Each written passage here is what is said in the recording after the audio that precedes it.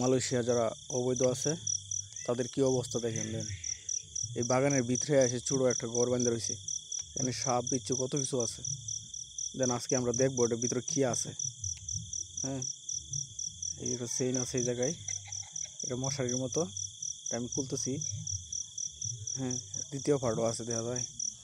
তারপর খুললাম দেখি এটি ভাই, এই যে ইন্দুরে আবার পায়খানা করে রাখছে, কি অবস্থা।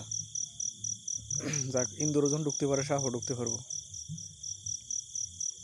এত বড় বাগানের ভিতরে ভাই কেউ নাই, চতুর্দিকে শুধু বাগান আর বাগান। পুলিশের ভয়ে এই জায়গায় এসে তার রাত কাটায়, অবৈধ তো। দেন মালয়েশিয়া অবৈধ যারা আছে তাদের কি কষ্ট। এই বৃষ্টি হলে এদিকে পানি ঢুকে, মালয়েশিয়া যারা অবৈধ আছে তাদের কি কষ্ট। এই যে বাইরে দেখতেছে, চিন্তা করতেছে আসলে মানুষটা এই জায়গায় কেমনে থাকে। আমরা এই জায়গায় রাশন দিতেছিলাম, তখন হঠাৎ করে এটা চোখে বাসছে। তো এরকম অনেক আছে দেখলাম আমরা, এরকম ঘর, ছোটো ছোটো ঘর।